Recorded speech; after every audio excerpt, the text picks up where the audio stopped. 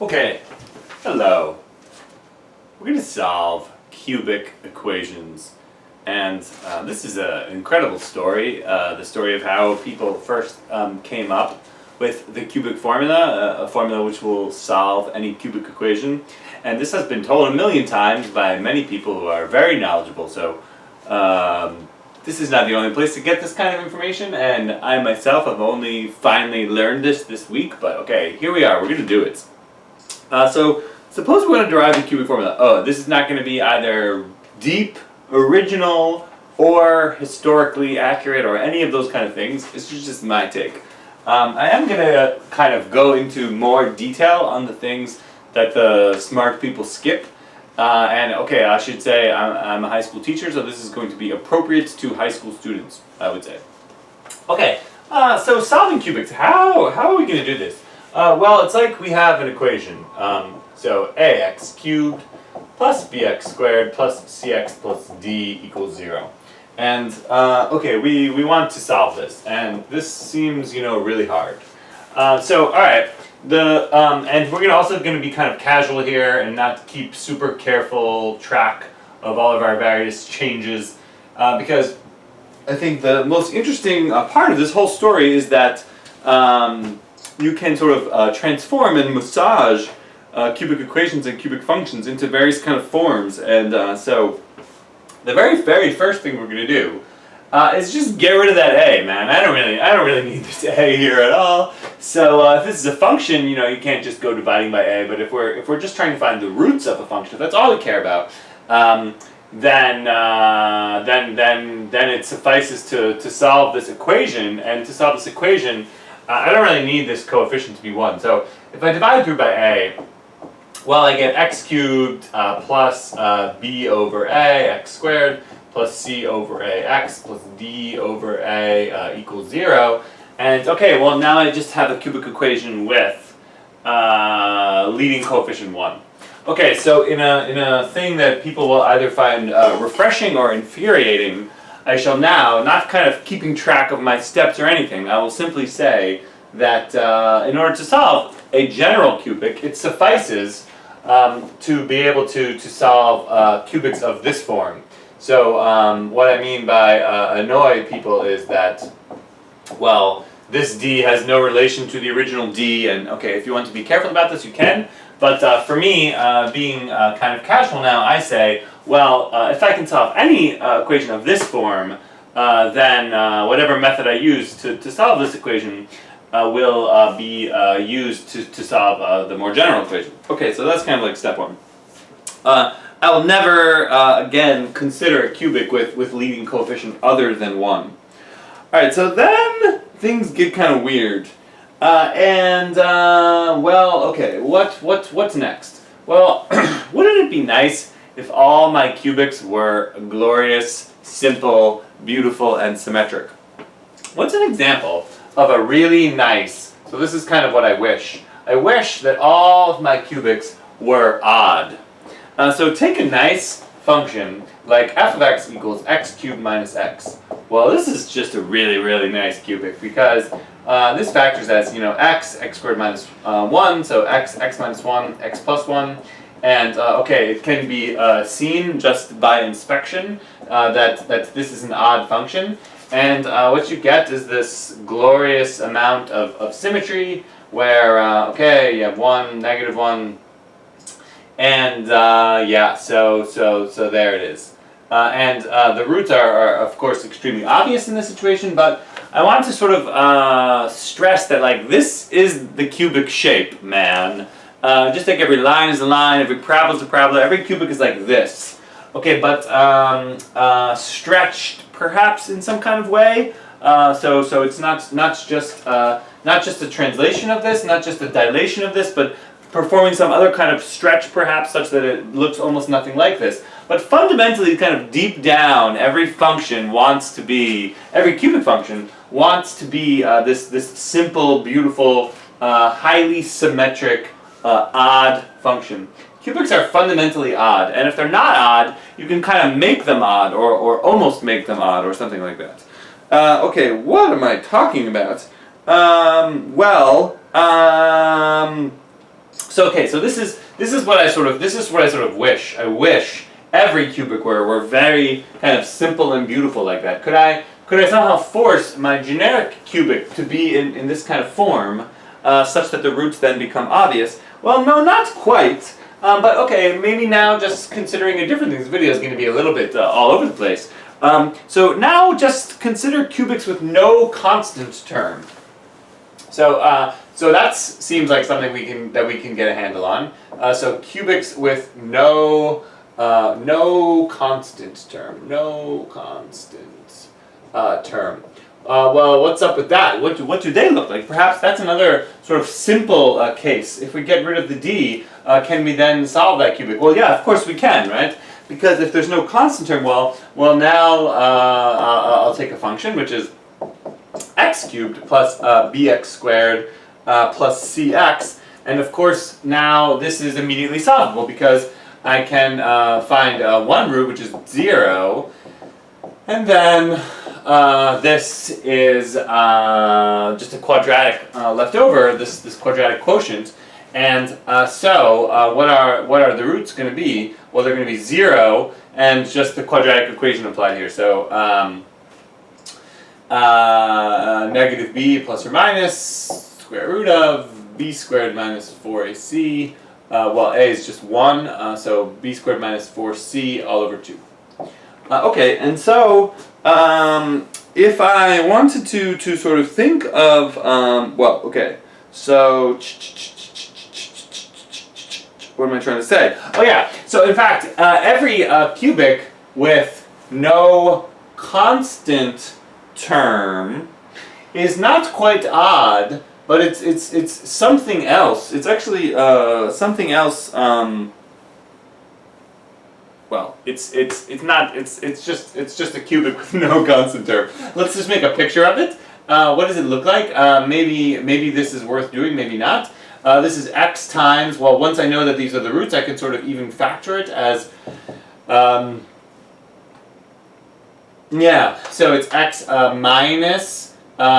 Negative b over 2 plus root b squared minus 4ac over 2, and perhaps I can squeeze this in, x minus negative b over 2 minus root b squared minus 4, that should be a c, 4c all over 2.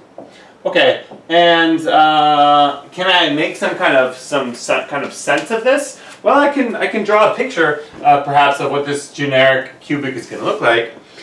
There's going to be some kind of point, negative b over 2, which provides some symmetry.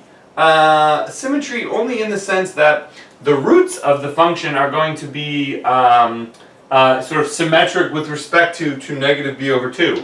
So perhaps there's one root over here. Perhaps this is the negative b over 2 minus, blah blah blah, and then perhaps this is the negative b over 2 plus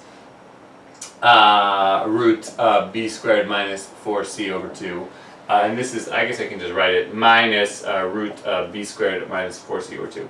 And so what is this function going to look like? Well, it's some kind of cubic which has a root at 0. And okay, so I don't know, I'm just sort of freehanding this or whatever. But okay, actually this is quite bad drawing, because when the larger sort of point I want to make here is that this negative b over 2 thing is kind of it's kind of a hint to sort of what's going on, which is that this is sort of the axis along which, for this problem, negative b over 2 is sort of the axis along which the function is, the cubic is odd. And so what I'm sort of feeling is, well, maybe this was kind of a non sequitur or something, but it's certainly a problem I can do, so it's worth mentioning, perhaps. But every cubic is basically odd, as long as you move it to the right spot. And actually, with calculus, so let me just erase everything now. With calculus, we can just establish this quite simply. I will show you. Now, using calculus might seem like kind of a cheat, because Well, I said this was video is appropriate for high school students. Maybe all high school students don't know calculus. Also, the cubic formula was discovered before calculus, so that's another thing that makes this potentially kind of a cheat. But if you know calculus, well, watch for 30 seconds, and if you don't know calculus, then just close your eyes. Taking a generic cubic, again, focusing my attention only on the cubics with leading coefficient 1, with coefficient 1 here, well, I can this just becomes kind of like a simple little exercise. We can take the derivative. We get 3x squared plus 2bx plus c. We can take the derivative again, and we get 6x plus 2b. And then we can ask when the second derivative is 0, and the answer is that the second derivative will be 0 when factoring out a 6. Well, I guess I'll just do it like this. Factoring out a 6, this is x plus b over 3. And so the answer is that the second derivative will be 0, and in fact change sign at x equals negative b over 3. And so f has a point of inflection at x equals negative b over 3. And one can now just kind of prove that actually this negative b over 3 thing is very important. It's just the point at which the function is odd. So fact, if you take any generic cubic whatsoever, and just kind of, so here I'll draw a generic cubic, okay, and maybe it looks like this, or whatever. It is odd with respect to some kind of new coordinate system.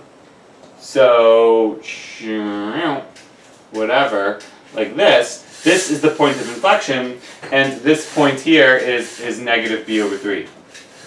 Okay, and so this sort of dream of every cubic being kind of simple and symmetric is possible as long as we're willing to kind of move things around. All right, where is this going, and what is this kind of calculus diversion? If you don't know calculus, then, erase all of this. So how can we maybe kind of understand this? Well, I think the key is to use some mathematics that was going around at the time of the cubic formula, I believe, which is Vieta's formula. So once again, taking this function, this generic function, fx equals x cubed plus bx squared plus cx plus d, and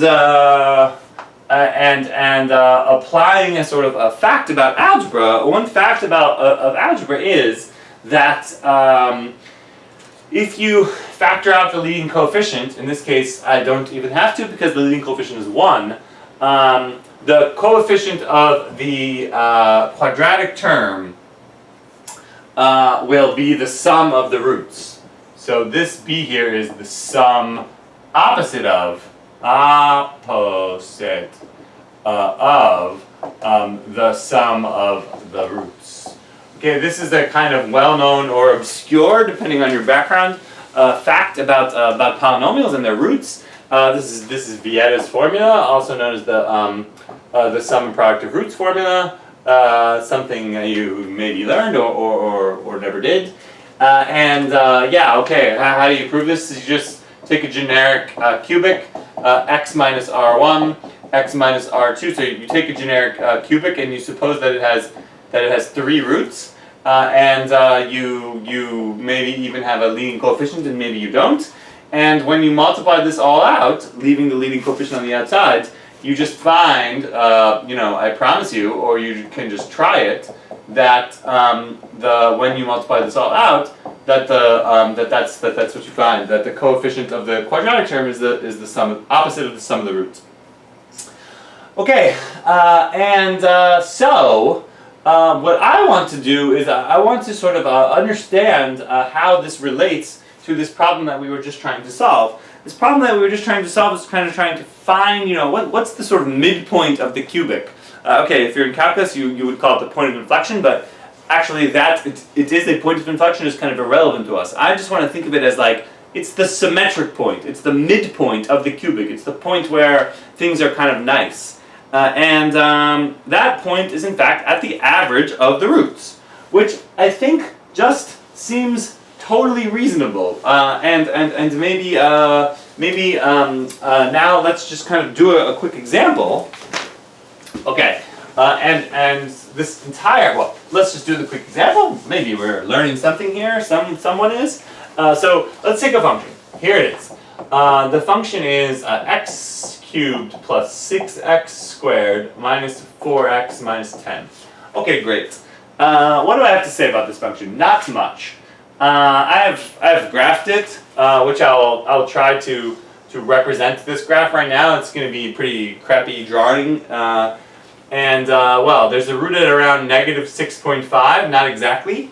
There's a root around negative 1 or so, and there's a root at like 1.5. So, okay. Then sort of way up here at negative 2 comma 14 is the center. What I'm calling the center, but what you might call the point of inflection. So, all right, do I have any hope of graphing this? I guess I'll try. So this is going to kind of go sort of, up, and then something like that. Okay, that's a terrible picture, but I think the gist is there. That this special point, negative 214, is kind of the central symmetric spot on that cubic. I want you to at least kind of feel that this is so, and I'm going to sort of show you how this all by doing this out this example. This is a horrible drawing, but okay, and I have these roots. This is about negative 6.5. This is about negative 1, and this is about 1.5. In fact, the solutions to this particular equation are irrational, and they're not solvable, without some kind of cubic formula. So the answer to this is some kind of disgusting, horrible thing involving cube roots and stuff like that. That actually by the end of this video you will be able to compute. But what I wish is that everything were nice. What I wish is that the origin could be at this point negative 214. You can confirm with calculus that negative 2 comma 14 is the, you can confirm that negative 2 is the point of inflection. You can, of course, you can plug negative 2 in and you can get 14. But more to my point, because I want to do this without calculus, is to see that negative 2 is the average of the roots. And I want to sort of, I want that to be kind of obvious that that if I have the 3 roots of any of my polynomial, then the point at which the cubic is symmetric is going to be at the average of those 3 points. Just like with a parabola, the vertex of the parabola, the sort of midpoint of the parabola, is at the average of the roots. Here there's a symmetry, but it's a symmetry among sort of 3 things. And okay, of course, it is just true via Vieta's formula. So via Vieta's formula, what can we say? We can say that the sum of the 3 roots of this polynomial is in fact negative 6. And so it just is true that the average of the roots in this case is just negative 6 divided by the number of roots, so that's negative 2.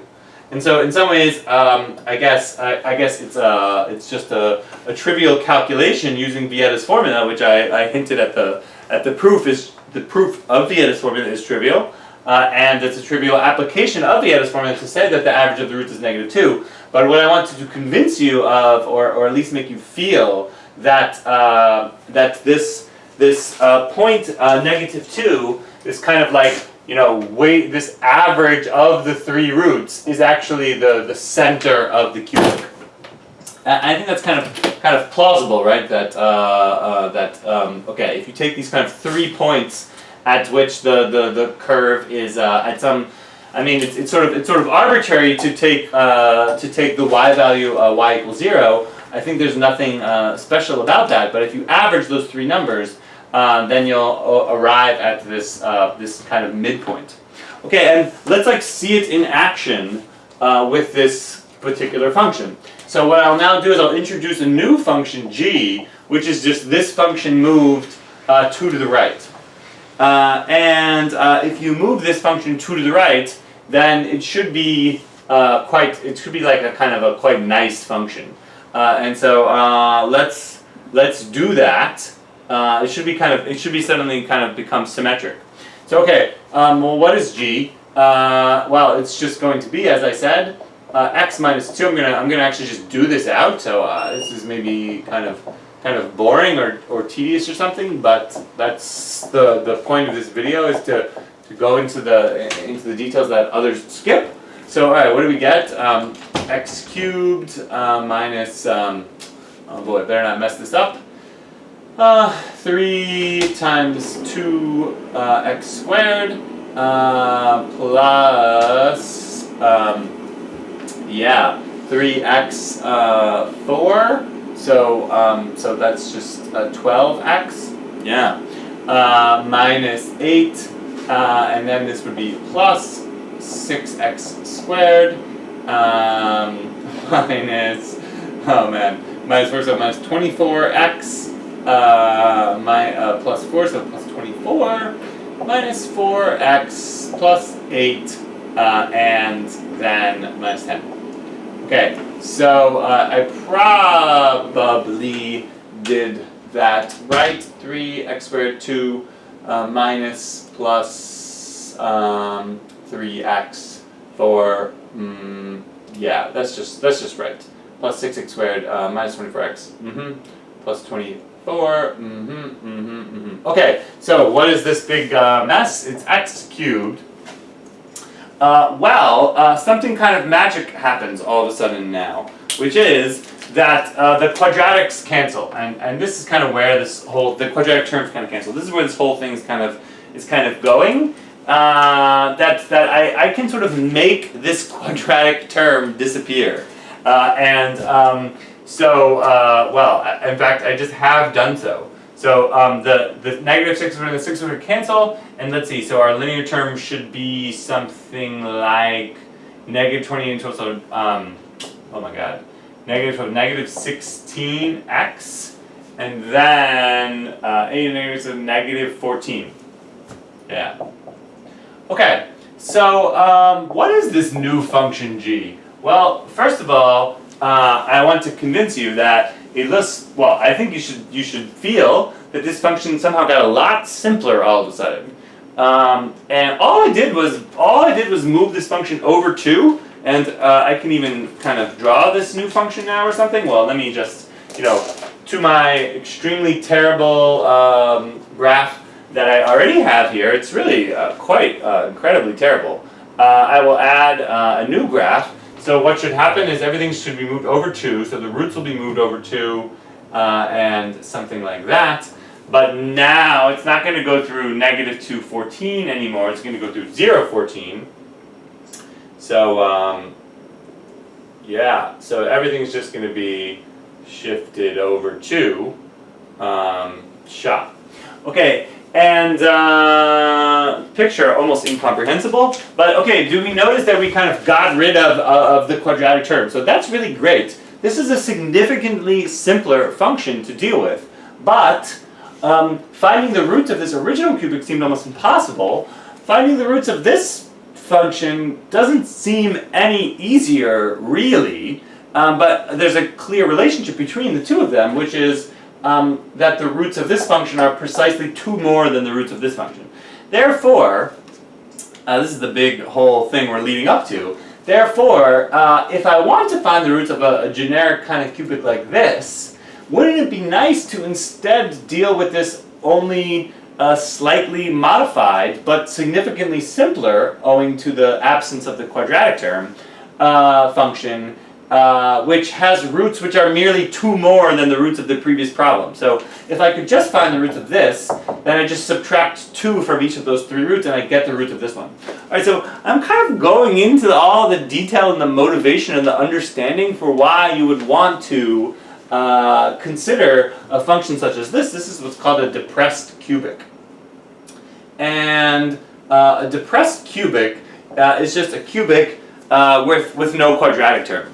Okay, this is just I don't even know the etymology of this term. It's very old. This is like what the Italians were doing when they discovered the cubic formula, and they figured this out. They figured out that it sufficed to be able to find the roots of a depressed cubic. Okay, well, what should we make of this function x cubed minus 16x minus 14? In some ways, it's something, right? It's not odd, but it's like almost odd. It's just a function without a quadratic term. So it's symmetric.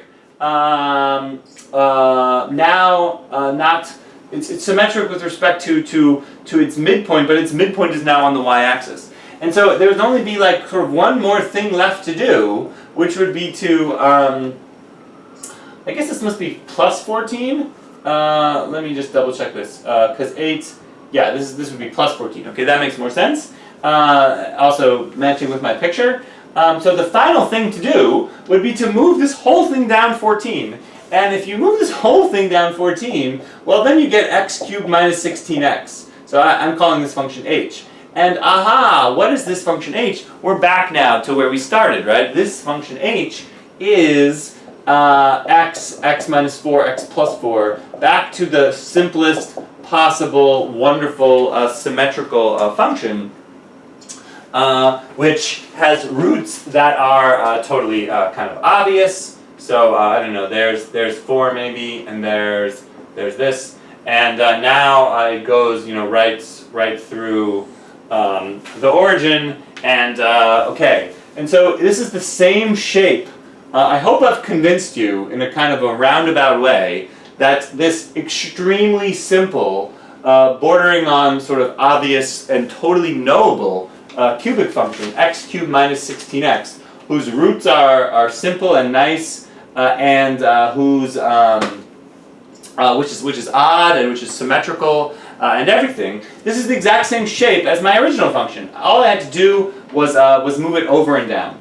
Now, moving it down here, I think I argued pretty convincingly that if I could find the roots of g, I would then just merely subtract 2 from each of those 3 roots, and that would give me the roots of f. But moving the function down 14 really does sort of fundamentally change the roots in some kind of unpredictable way. So I don't think that knowing that the roots of h are 0, 4, and negative 4 helped me at all in my cubic formula. Okay, this was the motivation for taking the step to depress your cubic.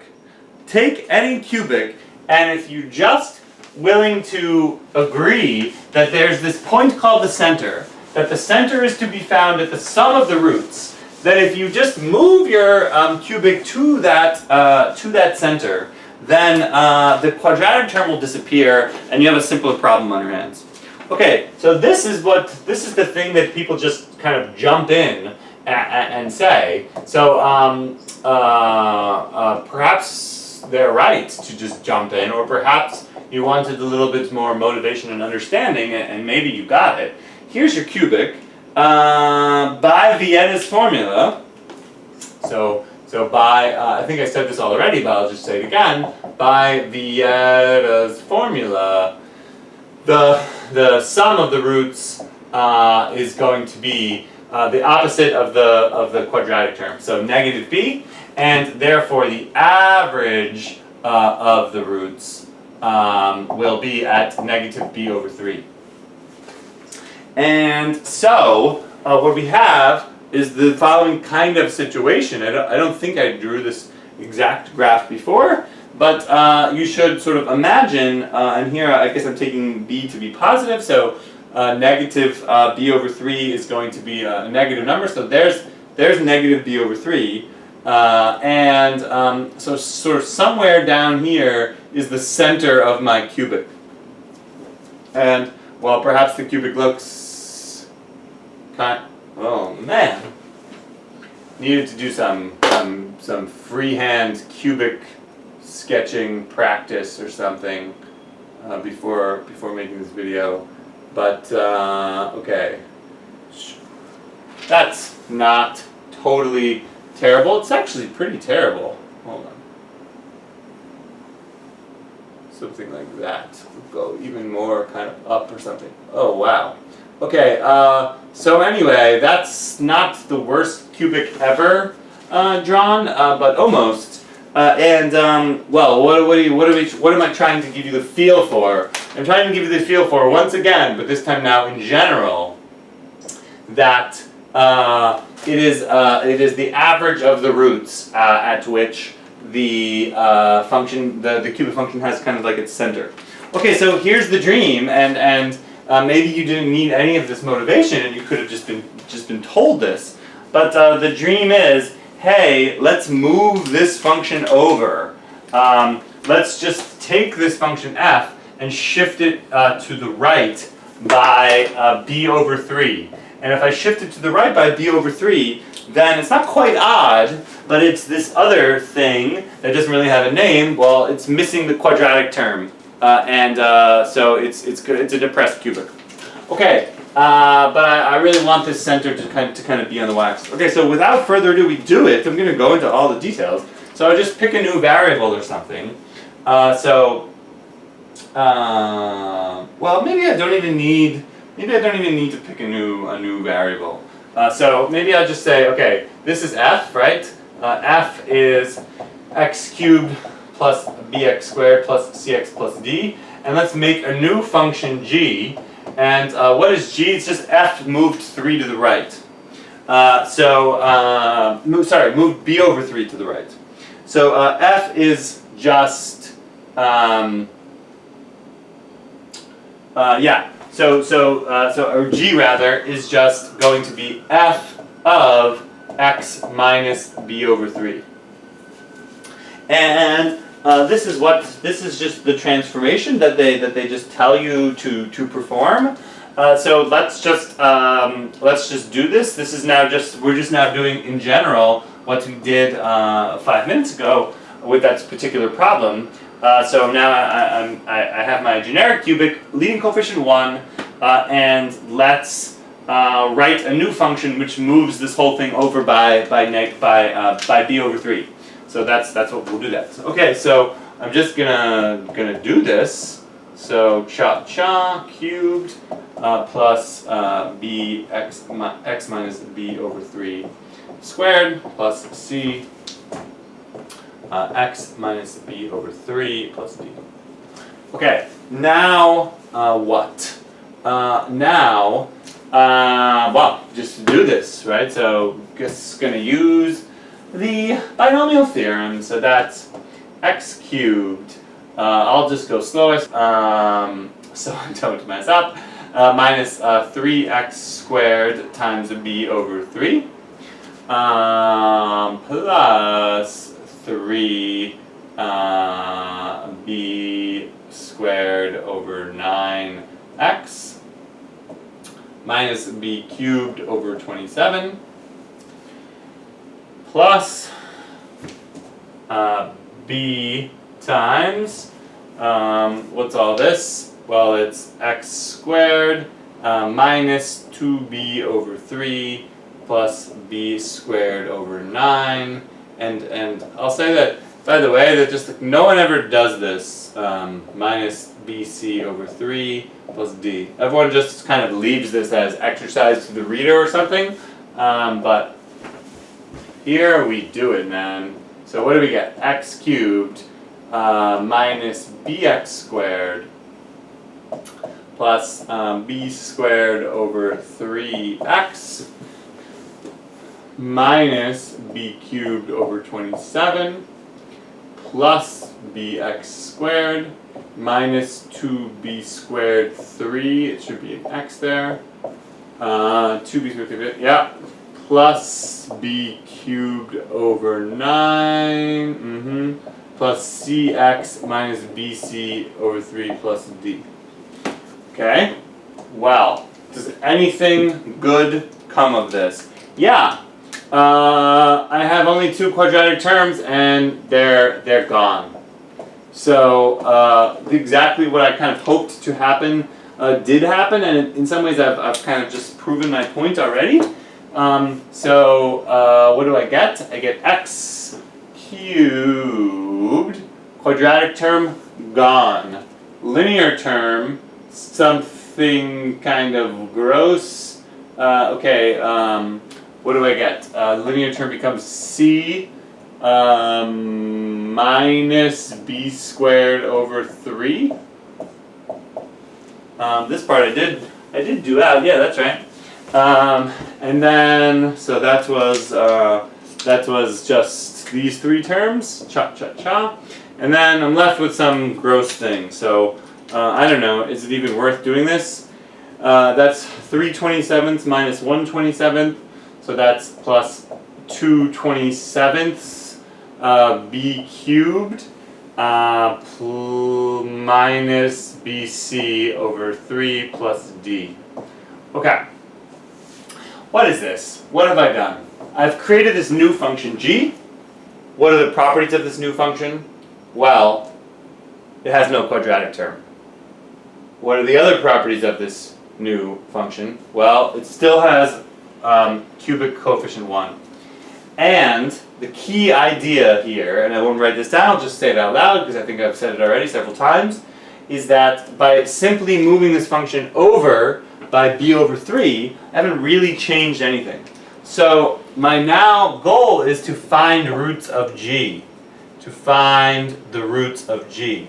Because for any function f, if I merely transform it in this way, into a function with no quadratic term, if I can find the roots of g, then the roots of f are I simply subtract b over 3, and I to get the roots of f, because this whole function just moves over 2, not over 2. It was 2 before. This case now in general it's b over 3, so I just subtract b over 3 to get the roots of f. Therefore, I will. And this is what people do, and this is what they did historically. I will therefore consider my task to be to just find roots of functions of this form. Okay, so we're making a lot of progress now. Here's the progress I've made. Personally, though this information was obviously known for 500 years and available on the internet for 30 years or something. No, not quite that much. I don't know. I didn't know this until this week. That if I want to solve cubic equations, it suffices to be able to solve cubics of the form x cubed plus cx plus d equals 0. As long as I have a method for solving cubics of this form, then I can solve any cubic by performing this transformation to put it in this form, finding the roots of this one, and then just subtracting b over 3 to get the roots of the original. Okay, so I'm not going to talk about anything else again except finding the roots of this, and this is kind of what people do. Okay, well, I want to do sort of one more sort of thing. Historically speaking, they didn't really talk about stuff like this, because they only believed in like positive numbers. And so this doesn't really matter, of course, but it helps our sort of deep geometric understanding. If we think of c and d as being positive, and we think of ourselves as looking for, if we think of c and d as being positive, and we think of ourselves as looking for positive roots or something of this cubic, so then this kind of makes more sense geometrically or something like that, or in some sort of real way to think of these equations as the ones to be solved. Okay, so I'll limit myself to this. All right, now what? Well, there's no quadratic term, so that's nice, but I still don't know what to do here. So So what can we do? How can we solve these problems in general? Okay, now it gets kind of weird. There is a method. And the method, perhaps I should, just give it all away or something. And just kind of show you the method. I'll show you the method and then I'll sort of backtrack a little bit. Okay, so the method says, well, I don't know how to do this. But let me kind of decompose in some kind of a way x into two different pieces. So let x be kind of some pieces or something, and let those pieces be like u plus v. This is what I found on the internet. Okay, this is a very strange thing to do. So I want to find x's which make this work. Well, now let me sort of replace one variable with two variables or something like that, which gives me like a kind of extra degree of freedom or something like that. What is the relationship between u and v? Well, only that they add to x. Do they have a further relationship? Well, maybe. Okay, and does that do anything? Well, I don't know. Let's find out. So I get u plus v cubed equals c times u plus v plus d. Okay. And, okay, what does this do? Well, here now I'm sort of, okay, well, I'll just do this. 3u squared v plus 3u v squared plus v cubed equals cu plus cv plus d.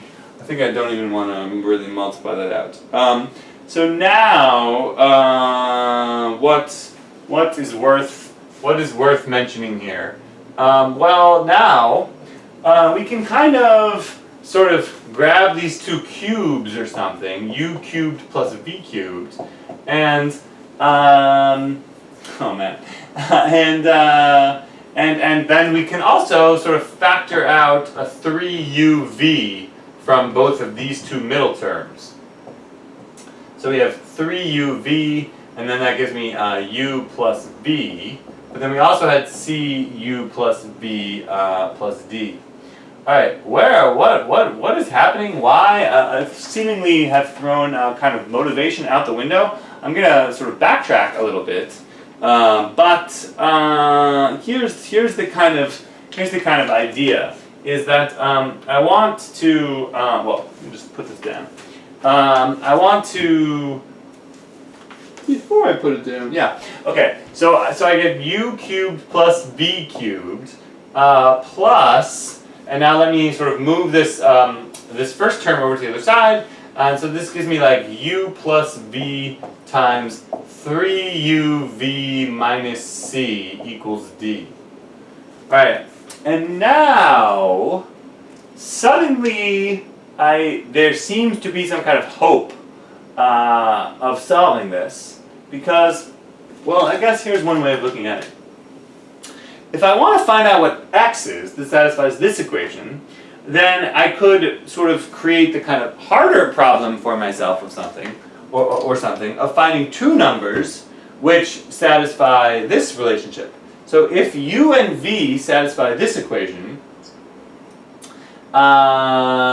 then since x is just u plus v, then and these equations are just different ways of writing the same thing. If I can find a u and a v that satisfy this equation, then it satisfies my cubic equation. So maybe I just even write that down, right? Find u and v that satisfy this equation. If I can find a u and a v that satisfy this equation, then I have just found my x. I just add them together, and that x will be a solution to up here. All right. Well, recall that I gave myself this extra degree of freedom, so to speak, by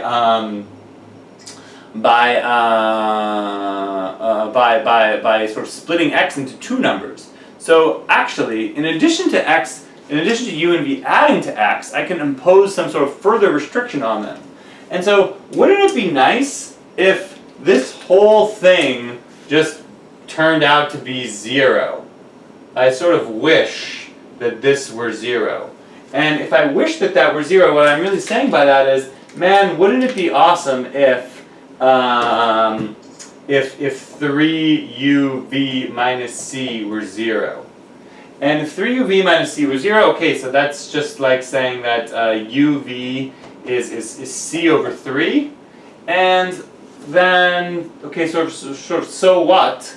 Well, what that means is that u and v have a certain kind of relationship with each other. What is that relationship that u and v have with each other? Well, they're almost kind of like reciprocals, right? Their product is c over 3. In fact, u is just c over 3 times 1 over v or something like that. Okay, and so what's going on here? This part was maybe sort of poorly motivated, but I'm going in a roundabout way to get some motivation back again. The idea here is u and v have some kind of like reciprocal relationship with each other. Their product is this constant c over 3, and yet they sum to x. And the task of finding an x which satisfies this equation has now been sort of modified into a new task, which is find u and v, which sum to x, but also have this kind of reciprocal relationship. All right, this whole kind of this is basically how the cubic equation gets solved. But there's one kind of pesky thing which is preventing me from having like a beautiful solution. And the pesky thing that's preventing me from having a beautiful solution is this annoying sort of c over 3 constant. I don't want that to be there. Because I want u and v to be actual reciprocals of each other. So, can I just somehow force c to be 3? Yes, I can. So, one more sort of preliminary step is force c to be 3. Okay, and this is I think not normal, this thing I'm about to do right now, but the source I found on the internet, which is this particular website of this very interesting person, does it this way, and for sort of added kind of understanding, I think, but at the expense of having to do this quite awkward step now, where we're going to take this cubic equation and we're going to force it to have a linear coefficient 3, so that when I go to take this step, I'll get something kind of nice. Okay, and it's not obvious how to do this. This person just said, kind of do it. So, alright, so let me just explain to you. This was my kind of pathetic sort of reasoning or something on this. So I have my equation, x cubed x cubed equals cx plus d. And the question is, can I make this c a 3? That's what I want to do. I want to force c to be 3. Alright, so one thing you might try to do if you didn't, and by the way, I bet there's like people with more either insight or mathematical background knowledge. There's just some kind of obvious it's obvious perhaps what to do, but for me it wasn't obvious. So one thing you might try to do is just to perform some kind of variable substitution, where you maybe pick a new variable like z or something like that, and you say, okay, let me just force x to be, let me just set x to be like 3 over cz, say. Okay, so define some new variable z, such that z is just is basically x, but with this extra factor of c over 3. This seems to do the job, because if I now perform this new variable substitution, well, what do I get? Well, I get c times, in place of x, I get 3 over c z plus d, and now I have indeed forced my linear term to be 3. Unfortunately, when I go to stick 3 over c in for x here and I cube it, I get 27 over c cubed, z cubed.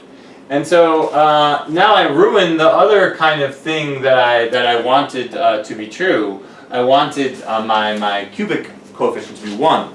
So that kind of doesn't really work. So I don't know, maybe you can see this immediately. I sort of didn't. What I want to do right now is I'm going to sort of do some backwards thinking, what I want is I want my x to be, okay, what I'm looking for now is some p. What's p? P is this thing that I need to, it's the coefficient that I want to perform. It does feel like some kind of like linear transformation is gonna make it happen. So p is like some mysterious thing. I don't know what p is. I'll write p equals question mark.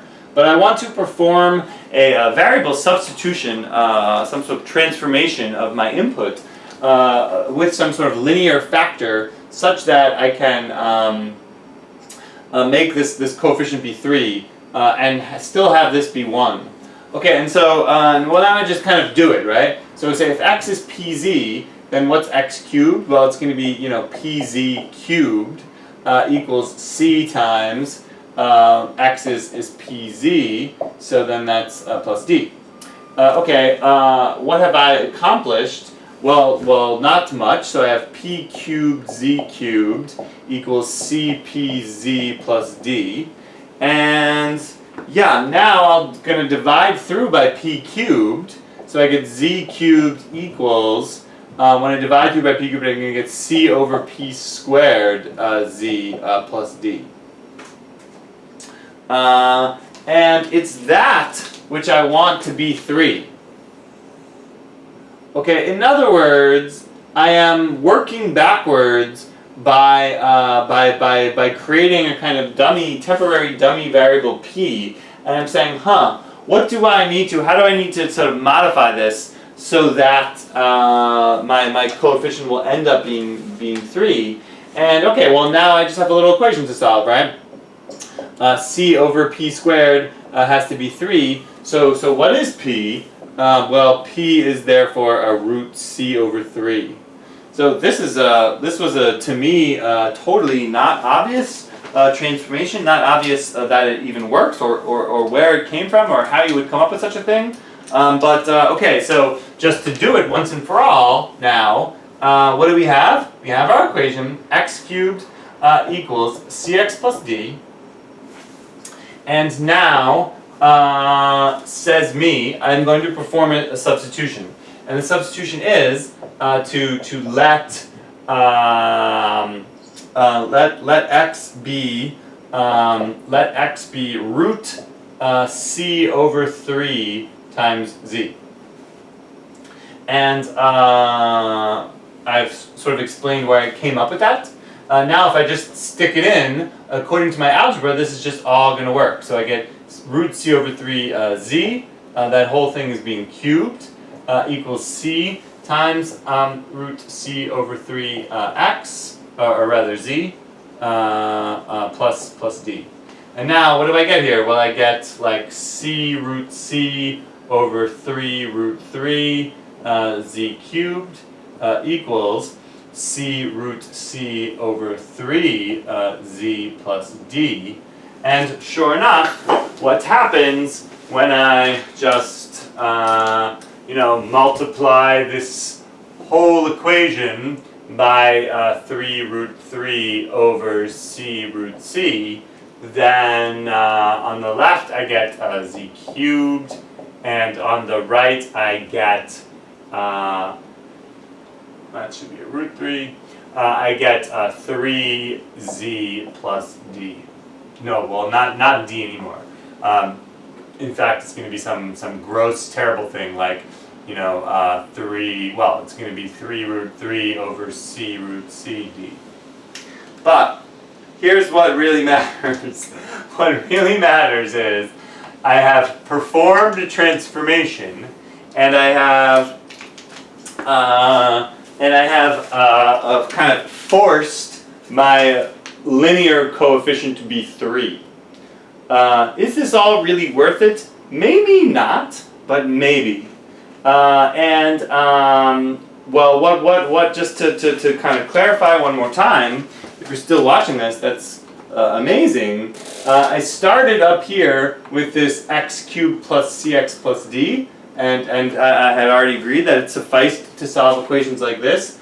I now claim that it suffices to solve equations like this, because if I can solve any equation of the form z cubed equals 3z plus constant, well then, given any kind of cubic like this, I can kind of perform this substitution, this one, the key substitution is I finally figured out is this one, not obvious or intuitive, but if I perform this substitution, I get a slightly different equation. And okay, well once again, if I can somehow solve this equation, then if I know what a root to this equation is, then if I just multiply that root by root c over 3, then that will give me a root of this equation. Okay, where are we right now? We have been simply transforming the problem kind of again and again and again into simpler problems, and especially this last step took kind of a lot of work, and it was hard to know kind of what we were doing and sort of why and whether it was worth it. But right now, if you've been following all this logic and watching this entire video, then here's where we are. I want to be able to solve cubics of the form x cubed equals 3x plus d. And if I can do that, then I can solve any cubic. Because any cubic can be transformed via this sequence of substitutions into a cubic of this form. And once I find the roots of this cubic, then I can work backwards to find the roots of all of my original cubics. Alright, so now this is we're finally going to just do it. And I gave you kind of a huge preview already of how we're going to do it.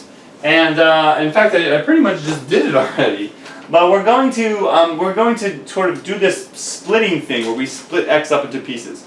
And okay, now I mean it's getting ridiculous because I'm just going to, everything I'm about to say right now is completely not my idea, but it's in fact the idea of this particular person who wrote a whole blog post about this, which was great, but went into very little detail because the audience was whatever it was. So how are we going to solve these kinds of equations? Well, the answer is that we're going to think geometrically. So think geometrically. And okay, this was still maybe sort of dominant enough at the time that the time of the Italians who were solving this cubic equation that they might have thought this way. Unclear. All right. So what is x cubed? Well, x cubed is like a cube. So okay. So we should think of this as like x times x times x or something. And well, what's 3x? Well, that's sort of 3 of something. Well, what is it? It's going to be sort of 3, x times 1 things. And supposedly, this is the relationship. Okay, and so, alright, this is just some nonsense I wrote here, but it's not nonsense, but it doesn't seem to be helpful. What am I trying to say? What I'm trying to say is, literally take a cube and subtract from that cube 3 things. And let those things be prisms, right rectangular prisms, cuboids, you might, I think the English say. So x times 1 times 1, and if you do that, you're going to get d. Right, so what's d? D I can understand sort of geometrically as the difference in the volume between the volume of a cube and what you get when you take out of that cube 3 pieces, each of which is an x times 1 times 1, right rectangular prism. Okay, but I now realize that saying x times 1 times 1 is a little bit too restrictive. It doesn't need to be x times 1 times 1. It could be something else. I'm just going to throw in an or. I could alternatively interpret this as x cubed minus 3 x times s times t equals d, such that s times t equals 1.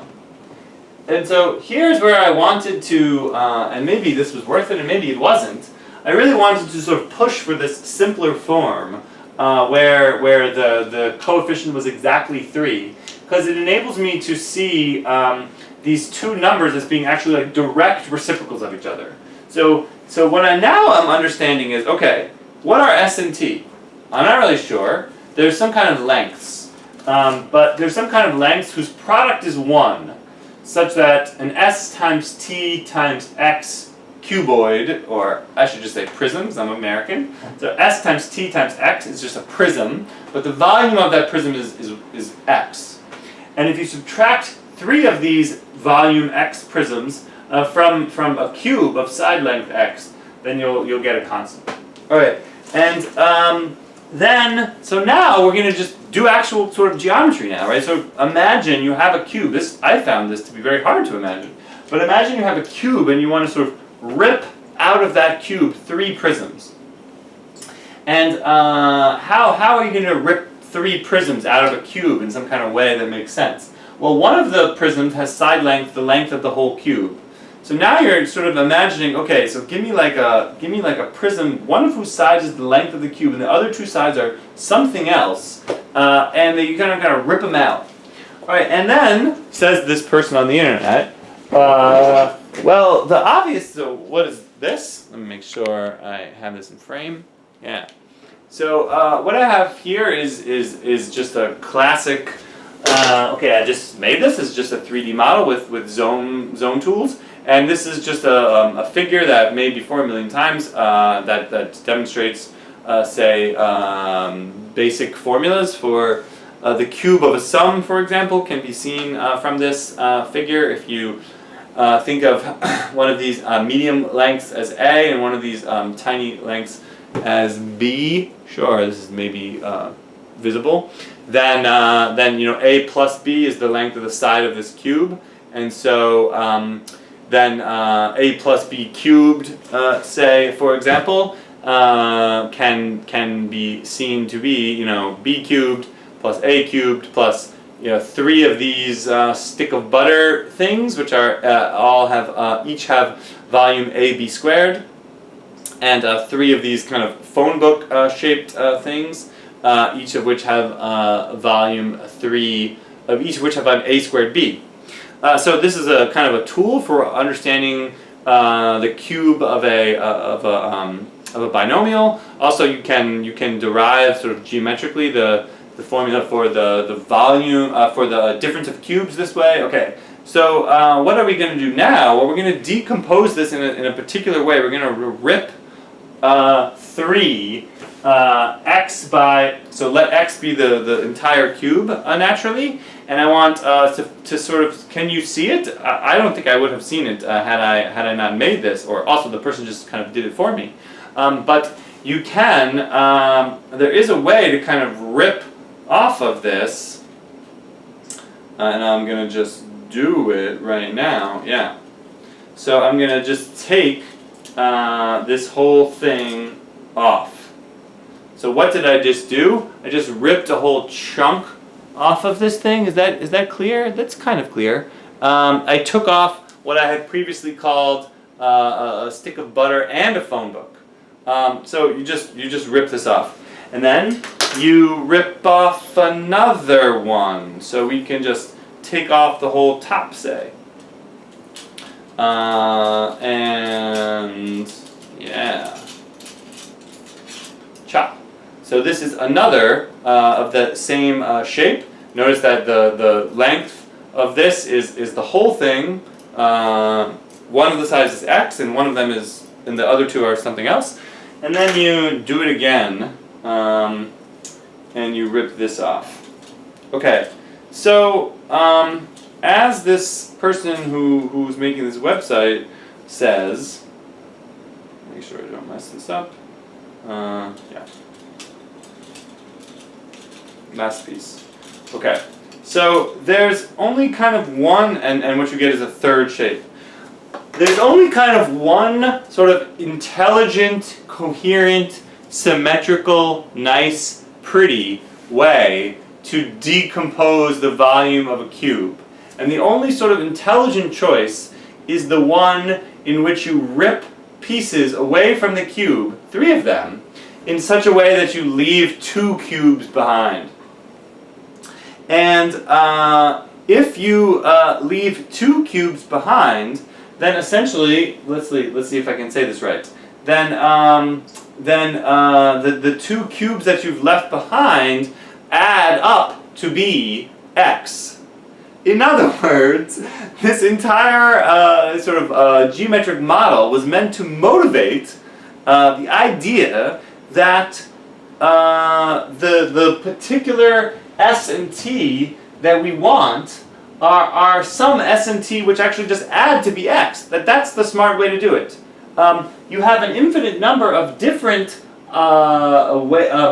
infinite number of different choices of s and t, such that s times t times x has volume x. Any 2 lengths s and t whose product is 1 will suffice. But you only get this symmetrical decomposition when the s and t that you've chosen are s and t which add up to be x.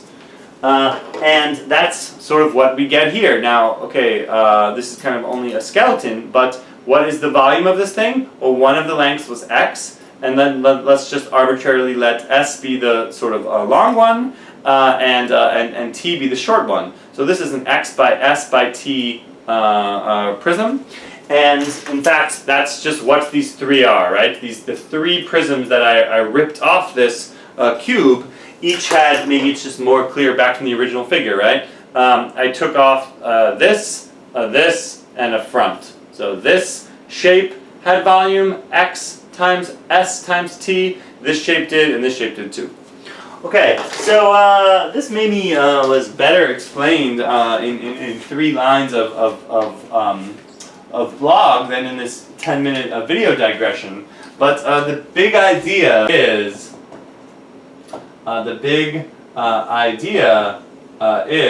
that we should let s plus t equal x. In other words, impose the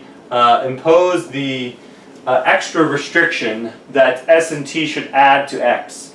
Only when s and t add to x do you sort of rip out enough volume from your cube that what you're left with is something which is kind of intelligible. Okay, and once you think to do that, now the rest of this is just kind of boring, because what we have just all that just happened was we basically said, and this is what appears online in a million different places, but I think totally unmotivated. Is that what we really are now going to do is we're going to take this x cubed equals 3x plus d, and we are going to come up with, seemingly out of thin air, these 2 new variables, s and t, such that s plus t equals s, and that s times t equals 1. And when we perform this now substitution, we get s plus t cubed equals 3 s plus t plus d, and now we get s cubed plus 3s squared t plus 3s t squared plus t cubed. So this is just reminiscent of what we did 15 minutes ago with u and v, equals 3 s plus t plus d. And what else? Well, I get this s cubed plus t cubed, which is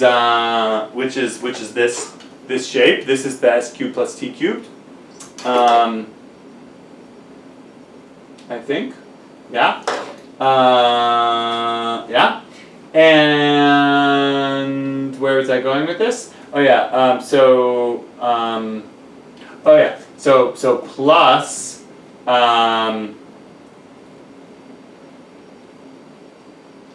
Sure. Well, okay. It's even just easier than this, right? Because now it all just disappears. So this is s cubed plus t cubed plus, what do I have? I have 3st, s plus t equals 3s plus t plus d. I lost some track of what I was doing. but maybe I didn't. No, I guess everything's fine.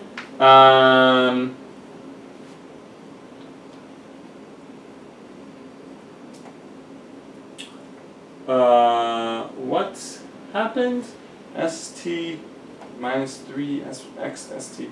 Oh, no, wait, I did kind of lose track of what I was doing a little bit. Because, yeah, I think, sorry, the more sort of clear thing to do here is to say, yeah, the more, maybe the more, let me just back up 1 second. This is not wrong, what I've written here. Well, I guess it doesn't matter. We can just push on, because this is s cubed plus t cubed, and then what do we get? Plus s plus t times 3st minus 3 equals d. But of course, st is just 1, and so this is 0, and therefore we get s cubed plus t cubed equals d. So maybe that's fine. Somehow it was somehow kind of more beautiful to me or something to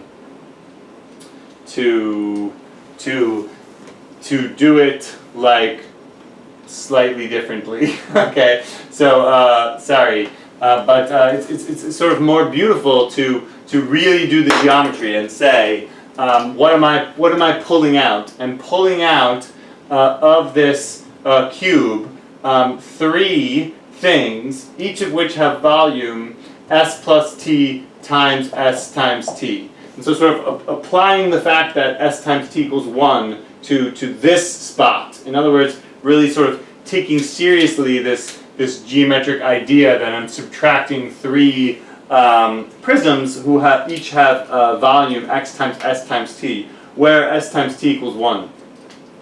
Then, of course, you just get the same thing, right? But now you just get 3s squared t plus 3st squared plus d, and then there's no sort of fancy factoring or anything. We just get immediate subtraction, and in fact we just get this. Okay, what have we done? I have sort of transformed the problem of finding x's which satisfy this equation into finding a pair of numbers s and t which satisfy this equation. But then, of course, s, or I guess it doesn't matter which one we get rid of, t is just 1 over s. And so if t is just 1 over s, then I can substitute that in. And what happens? Well, I get s cubed plus 1 over s cubed equals d. And so I have now a single variable equation to solve, which is s. And this is like sort of now we're in the home stretch. If you multiply through by s cubed, you get s to the 6th plus 1 equals ds cubed. And so that's s to the 6th minus ds cubed plus 1 equals 0. And now this is just quadratic in s cubed. So we just think of this as s cubed squared minus ds cubed plus 1. What is s again? S is one of the 2 sides of the prism, or you can just think of it as, s is well, it's just what satisfies this. Okay. So well, now we're done, right? We can use the quadratic formula, and we can say that s cubed is negative this, so d plus or minus the square root of d squared minus 4 all over 2. Cha. That is s cubed. What is t cubed? Well, t cubed is just d minus s squared. So if t cubed is just d minus s cubed, then t cubed is just d minus this thing, which is d over 2. Oh, I'm going to do one more thing, which is I'm going to just kind of blow off signs. Oh, I also did that a long time ago. I forgot to mention that I was throwing around... well, anyway, here I'm going to blow off signs because I'm not interested in that kind of crap right now. So this is d over 2 plus root d squared minus 4 over 2. You got to like choose the correct one, and it gets kind of complicated. So what is this? This is d over 2 minus root d squared minus 4 over 2. Okay, what have I done? I have a formula for t cubed, and I have a formula for s cubed. And what was my goal? My goal is to figure out what x is. Well, x is just s plus t. And so, if this is s cubed and this is t cubed, well then s is just the cube root of d over 2 plus root d squared minus 4 over 2. And t is just the cube root of d over 2 minus root d squared minus 4 over 2. And okay, here it is. X, the solution to the equation up there, is just the sum of those two. So it's the sum of two cube roots. D over 2 plus root d squared minus 4 over 2, and d over 2 minus root d squared minus 4 over 2. And there it is. It took like an hour or something, but that is the formula. Give or take some negatives, well, I guess, yeah, I'm not going to say anything because I don't really know what I'm talking about, but there's some sort of motivation for choosing one of them or the other. Leaving that aside, this is a formula which will, in general, solve any equation of this type. And once you can solve an equation of this type, then you can solve any cubic equation. So that is the cubic formula explained very, very inefficiently. Goodbye.